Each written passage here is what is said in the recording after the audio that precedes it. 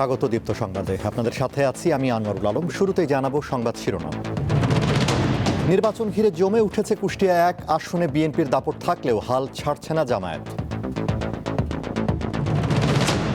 মাদারীপুরে covered ভ্যানের চাপায় 3 van যাত্রী নিহত, মহাসড়কে বিক্ষোভ, 2 ঘন্টা যান চলাচল বন্ধ।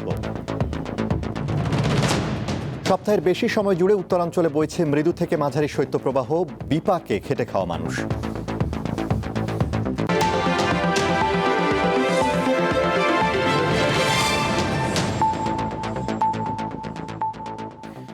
এবারে বিস্তারিত।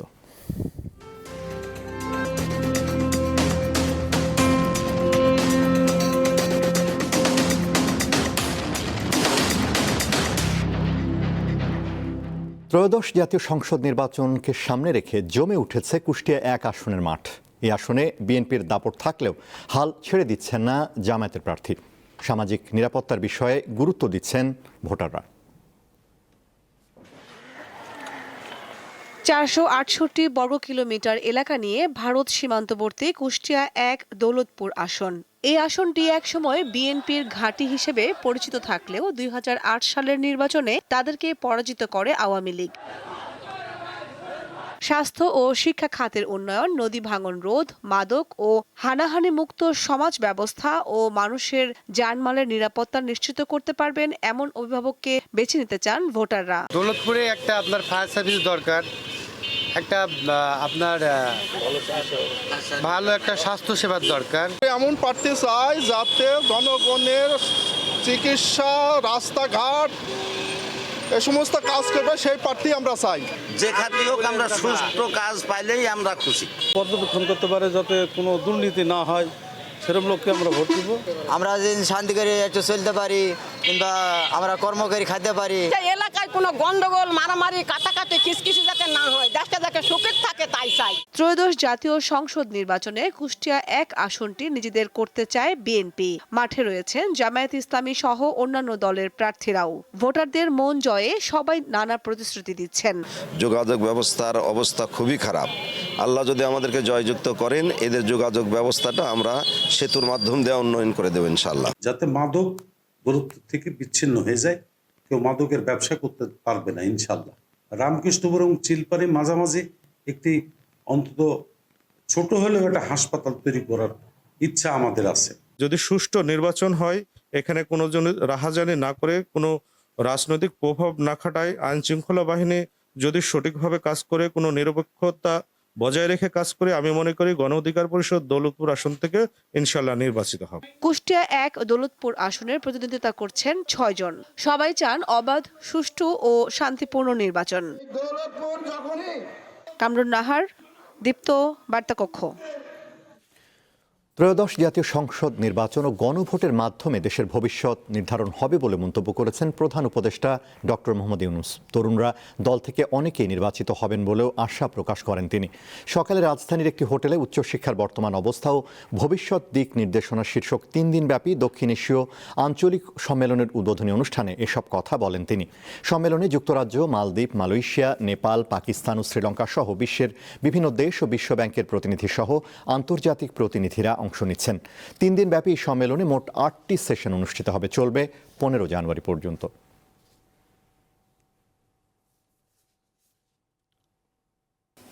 Election is coming up on 12th of February. নির্বাচন ঘনিয়ে আসছে। অভ্যুত্থানের মাধ্যমে পুরনো যে ব্যবস্থা ছিল তা থেকে মুখ ফিরিয়ে নিয়েছে ছাত্র জনতা। সেই গণ আকাঙ্ক্ষা নিয়েই গণভোট হবে। এই গণভোটের মাধ্যমেই ভবিষ্যৎ বাংলাদেশের রূপরেখা কেমন হবে তা নির্ধারিত হবে। দেশের মানুষ বুঝতে পেরেছে পুরনো সংবিধানই আমাদের সকল সমস্যার মূলে রয়েছে। একই দিন জাতীয় সংসদ নির্বাচন ও গণভোট করার বিধান চ্যালেঞ্জ করে দায়ের করা রিট এবার কার্যতালিকা থেকে বাদ দিয়েছে হাইকোর্ট। মঙ্গলবার বিচারপতি রাজি কাল জলিলের নেতৃত্বাধীন হাইকোর্ট বেঞ্চ এ আদেশ দেয়। এর আগে গত 7 জানুয়ারি একই দিনে জাতীয় সংসদ নির্বাচন ও গণভোটের তফসিলের বৈধতা চ্যালেঞ্জ করা রিট আবেদন শুনতে অপারগতা প্রকাশ করে আরেকটি বেঞ্চ। গত 5 জানুয়ারি সুপ্রিম কোর্টের আইনজীবী ইউনুস আলী আকন্দ এ রিট দায়ের করেন। প্রধান নির্বাচন কমিশনার সহ সংশ্লিষ্টদের রিটে বিবাদী করা হয়। ক্ষমতার অপব্যবহার করে রাজুকের পূর্বাচল নতুন শহর প্রকল্পে সরকারি প্লট বরাদ্দ নেওয়ার অভিযোগে শেখ হাসিনা, তার বোন শেখ রেহানার মেয়ে টিউলিপ রিজওয়ানা সিদ্দিক ও আজমিনা সিদ্দিক সহ ১৭ জনের বিরুদ্ধে মামলার রায় ঘোষণার জন্য ২ ফেব্রুয়ারি দিন ধার্য করেছে আদালত। দুপুরে ঢাকার বিশেষ জজ আদালত ৪-এর বিচারক এই তারিখ ধার্য করেন। দুদকের পাবলিক প্রসিকিউটর জানান, মঙ্গলবার এই মামলার যুক্তিতর্কের দিন ধার্য ছিল। কারাগারে থাকা একমাত্র আসামি খুরশিদ আলমকে আদালতে হাজির করা হয়। অন্যান্য আসামিরা পলাতক থাকায় সেই সুযোগও পাননি। যুক্তিতর্ক উপস্থাপন শেষে আদালত আগামী ২ ফেব্রুয়ারি রায়ের জন্য দিন ধার্য করেন। এদিকে একই আদালতে শেখ হাসিনা, টিউলিপ সিদ্দিক ও রাদওয়ান মুজিব সিদ্দিক ববি সহ ১৮ জনের বিরুদ্ধে আরেক মামলায় যুক্তি উপস্থাপনের জন্য আগামী ১৮ জানুয়ারি দিন ধার্য করেন। জামায়াতে ইসলামীর আমির শফিকুর রহমানের সঙ্গে সৌজন্য সাক্ষাৎ করেছেন বাংলাদেশে নিযুক্ত জার্মানির রাষ্ট্রদূত রুডিগার লোর্ডস।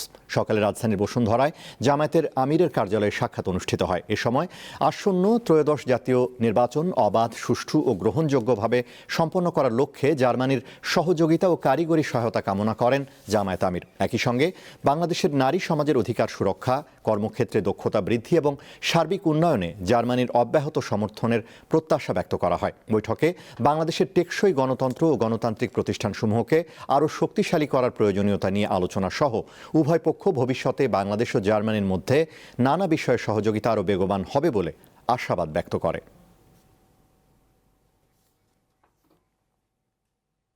মাদারীপুরে ঢাকা বরিশাল মহাসড়কে কাভার্ড ভ্যানের চাপায় ৩ জন ভ্যান আরোহী নিহত হয়েছেন, আহত হয়েছেন একজন।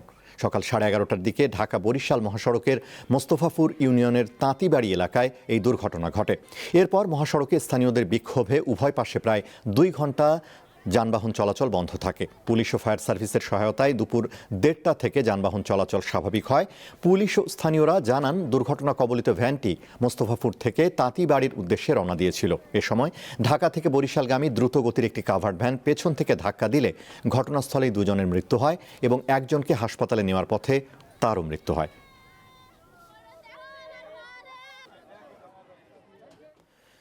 গাজীপুর সিটি কর্পোরেশনের শালনার কাথোরা এলাকায় ঝুটের গুদামের আগুন নিয়ন্ত্রণে এসেছে। বেলা 12টার দিকে আউয়াল মিয়ার মালিকানাধীন বাসা বাড়িতে অবস্থিত একটি ঝুট গুদামে ধোঁয়া দেখতে পান স্থানীয়রা।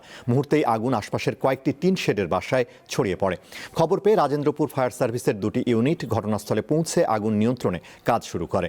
ফায়ার সার্ভিসের 4টি ইউনিটের 1 ঘন্টার চেষ্টায় আগুন নিয়ন্ত্রণে আসে। আগুন লাগার কারণ ও ক্ষয়ক্ষতির পরিমাণ এখনও জানা যায়নি।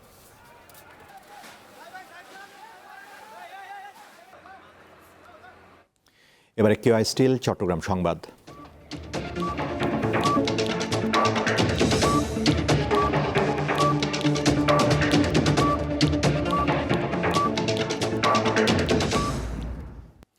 কক্সবাজারের মহেশখালী মাতারবাড়ি কয়লা ভিত্তিক বিদ্যুৎ কেন্দ্রের স্ক্র্যাপ ইয়ার্ডে লাগা আগুন সকাল 11টায় পুরোপুরি নিয়ন্ত্রণে এসেছে।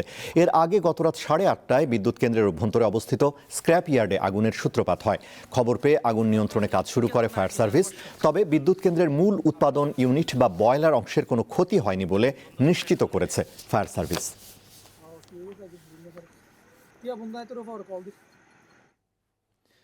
ব্রাহ্মণবাড়িয়ার ঐতিহ্যবাহী টাউন খাল দখল ও দূষণমুক্ত করে নান্দনিক করে তোলার উদ্যোগ নিয়েছে ব্রাহ্মণবাড়িয়া পৌরসভা। সকালে পরিচ্ছন্নতা কার্যক্রম উদ্বোধন করেন জেলা প্রশাসক শারমিন আক্তার জাহান। এ সময় তিনি প্রায় 5 কিলোমিটার দীর্ঘ খালটির বিভিন্ন পয়েন্ট ঘুরে দেখেন এবং দ্রুত বর্জ্য অপসারণে পদক্ষেপ নিতে পৌর কর্তৃপক্ষকে নির্দেশনা দেন। পৌর কর্তৃপক্ষ জানিয়েছে, উন্নত দেশের মতো করে টাউন খালকে নান্দনিক ও উপভোগ্য করে তুলতে ওয়াকিংওয়ে নির্মাণ, 2 পাশে বৃক্ষরোপণ সহ আলোকসজ্জা করা হবে। কেউ যাতে নির্বিচারে খালে বর্জ্য না ফেলে সে বিষয়ে কঠোর নজরদারি থাকবে।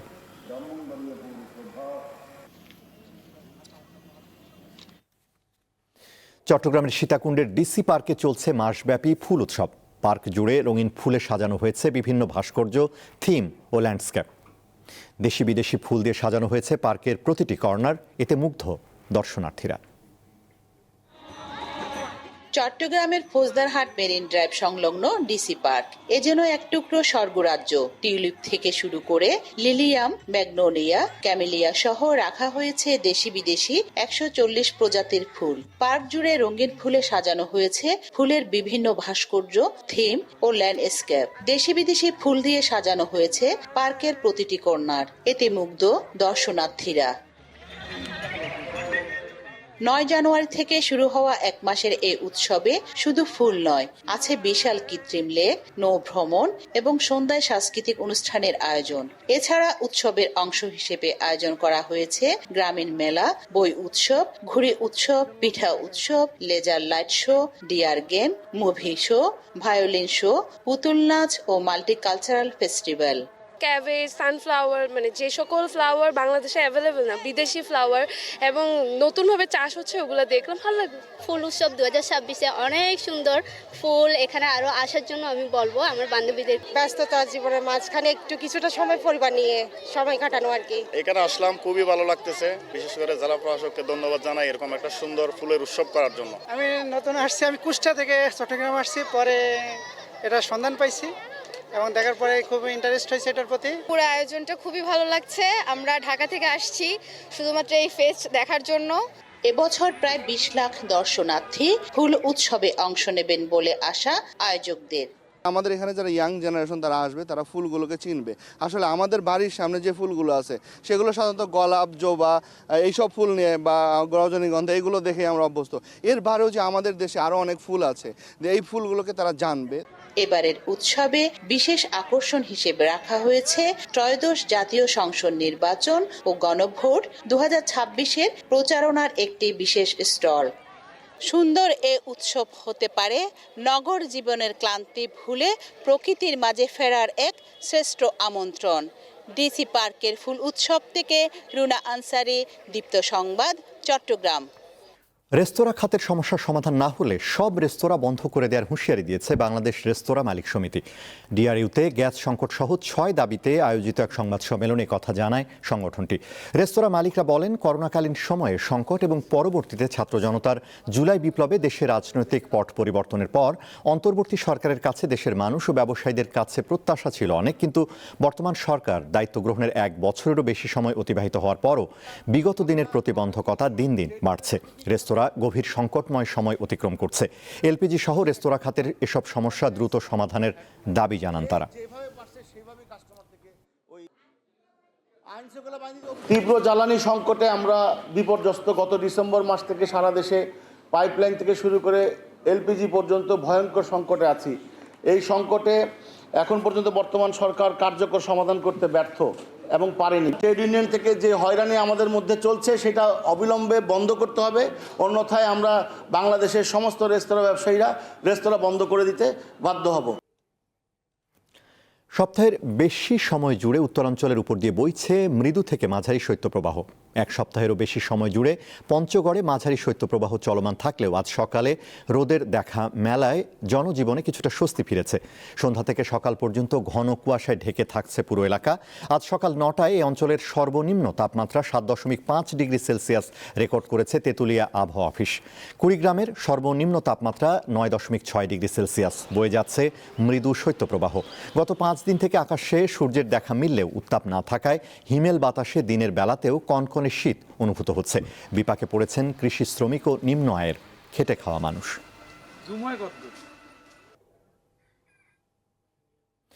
বরেণ্য সঙ্গীত শিল্পী, সুরকার ও স্বাধীন বাংলা বেতার কেন্দ্রের সঙ্গীত শিল্পী শব্দ সৈনিক মলয় কুমার গাঙ্গুলি মারা গেছেন। সোমবার রাতে ঢাকার একটি বেসরকারি হাসপাতালে শেষ নিঃশ্বাস ত্যাগ করেন তিনি। দীর্ঘদিন ধরে হৃদরোগ ও ফুসফুসের জটিলতায় ভুগছিলেন তিনি। বরেণ্য এই শিল্পীর প্রয়াণে সঙ্গীতাঙ্গনে নেমে এসেছে শোকের ছায়া। 1971 সালের মহান মুক্তিযুদ্ধে কণ্ঠকে অস্ত্র করে লড়াই করেছিলেন তিনি। সে সময় কলকাতায় গিয়ে স্বাধীন বাংলা বেতার কেন্দ্রে যোগ দিয়ে ওরে ও বাঙালি আর কতকাল থাকবি ঘুমেতে হইয়া বিভোর গানে এককভাবে কণ্ঠ দেন মলয় কুমার গাঙ্গুলি। পুত্রবধূ সিনেমায় গুরু উপায় বলো না গেয়ে শ্রোতা মহলে সাড়া ফেলেছিলেন তিনি। এছাড়াও বেশ কয়েকটি সিনেমার গানে পাওয়া গেছে তাকে। 1946 সালে নেত্রকোনার কেন্দুয়ার মুজাফফরপুর গ্রামে এই শিল্পী জন্মগ্রহণ করেন। আন্তর্জাতিক প্রসঙ্গ। মিয়ানমার পরিকল্পিতভাবে রোহিঙ্গাদের ধ্বংসের লক্ষ্যবস্তুতে পরিণত করেছে এবং তাদের উপর গণহত্যা চালিয়েছে। আন্তর্জাতিক বিচার আদালতে রোহিঙ্গা গণহত্যা মামলার শুনানিতে এ অভিযোগ করেছে গাম্বিয়া। নেদারল্যান্ডসের হেগ শহরে সোমবার আইসিজেতে ঐতিহাসিক এই মামলার শুনানি শুরু হয়। গণহত্যার অভিযোগে দায়ের করা এই মামলাটি আইসিজেতে পূর্ণাঙ্গভাবে শুনানি হওয়া প্রথম মামলা। 2019 সালে ওআইসির সমর্থনে আন্তর্জাতিক বিচার আদালতে মিয়ানমারের বিরুদ্ধে রোহিঙ্গা গণহত্যার অভিযোগ এনে মামলাটি দায়ের করে গাম্বিয়া। গণহত্যায় মিয়ানমারের সামরিক বাহিনীকে অভিযুক্ত করা হয়। এই বিচারের মাধ্যমে রোহিঙ্গা ভুক্তভোগীরা ন্যায় বিচার পাবেন বলে আশা প্রকাশ করেন গাম্বিয়ার বিচারমন্ত্রী। যুক্তরাষ্ট্র যদি ইরানের বিরুদ্ধে যুদ্ধ করতে চায় সেক্ষেত্রে তেহরান প্রস্তুত রয়েছে বলে জানিয়েছেন দেশটির পররাষ্ট্রমন্ত্রী আব্বাস আরাকচি। সোমবার সংবাদ মাধ্যম আল জাজিরাকে দেওয়া সাক্ষাৎকারে এ হুঁশিয়ারি দেন তিনি। আরও বলেন, চলমান অস্থিরতার মধ্যেও যুক্তরাষ্ট্রের সঙ্গে আলোচনার পথ খোলা রয়েছে, তবে জোর দিয়ে বলেন ইরান সব ধরনের বিকল্পের জন্য প্রস্তুত রয়েছে। এদিকে ইরানে চলমান সরকার বিরোধী বিক্ষোভ ঘিরে পরিস্থিতি আরও জটিল হয়েছে। বিক্ষোভের 16তম দিন পর্যন্ত নিরাপত্তা বাহিনীর সঙ্গে সংঘর্ষে অন্তত 648 জন নিহত হয়েছে বলে জানিয়েছে নরওয়ে ভিত্তিক মানবাধিকার সংস্থা ইরান হিউম্যান রাইটস। যুক্তরাষ্ট্র ভিত্তিক মানবাধিকার সংস্থা HRAN বলছে 10,500-এরও বেশি বিক্ষোভকারীকে গ্রেফতার করেছে ইরান। বিপরীতে নিরাপত্তা বাহিনীর 109 সদস্য নিহত হয়েছে বলে দাবি করেছে ইরানি কর্তৃপক্ষ।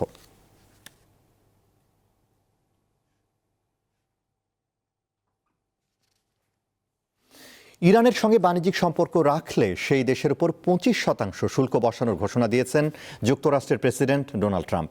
চলমান বিক্ষোভে ইরানের ওপর চাপ আরও বাড়াতে ট্রাম্প এই পদক্ষেপ নিলেন। সোমবার সামাজিক যোগাযোগ মাধ্যম ট্রুথ সোশ্যালে এক পোস্টে ট্রাম্প লেখেন, ইরানের সঙ্গে বাণিজ্যিক সম্পর্ক থাকা যে কোনো দেশকে যুক্তরাষ্ট্রের সঙ্গে তাদের সব ধরনের বাণিজ্যের উপর 25% শুল্ক দিতে হবে। অবিলম্বে এটি কার্যকর হবে এবং এই আদেশ চূড়ান্ত।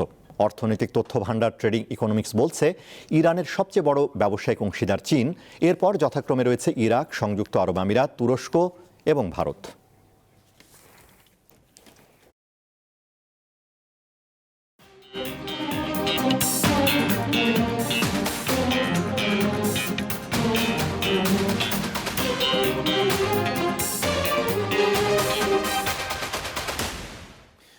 আইসিসির অনুরোধ সত্ত্বেও টি-20 বিশ্বকাপে ভারতে খেলতে না যাওয়ার অবস্থান থেকে সরে আসেনি বাংলাদেশ ক্রিকেট বোর্ড। নিরাপত্তা শঙ্কায় ভারতে গিয়ে না খেলার সিদ্ধান্ত আন্তর্জাতিক ক্রিকেট কাউন্সিলকে আবারও জানিয়ে দিয়েছে বোর্ড। বাংলাদেশের ম্যাচগুলো ভারতের বাইরে অন্য কোনো দেশে আয়োজনের জন্য আইসিসিকে আবারও অনুরোধ করা হয়েছে বিসিবির পক্ষ থেকে। আজ দুপুরে বিসিবি ও আইসিসির মধ্যে ভিডিও কনফারেন্সের পর সংবাদ বিজ্ঞপ্তিতে এসব তথ্য জানানো হয়। বিসিবি জানিয়েছে, ক্রিকেটার, কোচিং স্টাফ ও অফিসিয়ালদের নিরাপত্তা ও সুরক্ষাকেই তারা সবচেয়ে বেশি গুরুত্ব দিচ্ছে।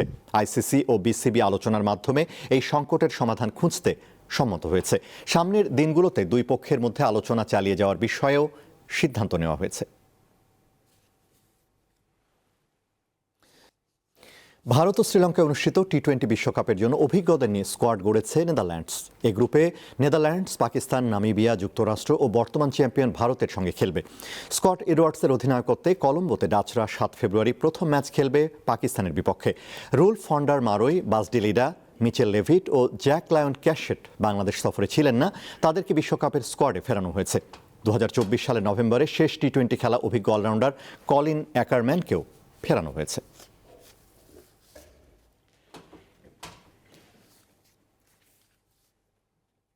শেষ করব দীপ্ত সংবাদ, তার আগে সংবাদ শিরোনামগুলো জানাবো আরও একবার। নির্বাচন ঘিরে জমে উঠছে কুষ্টিয়া 1 আসনে বিএনপির দাপট থাকলেও হাল ছাড়ছে না জামায়াত। মাদারীপুরে কাভার্ড ভ্যানের চাপায় 3 ভ্যান যাত্রী নিহত, মহাসড়কে বিক্ষোভ, 2 ঘন্টা যান চলাচল বন্ধ। সপ্তাহের বেশি সময় জুড়ে উত্তরাঞ্চলে বইছে মৃদু থেকে মাঝারি শৈত্যপ্রবাহ, বিপাকে খেটে খাওয়া মানুষ।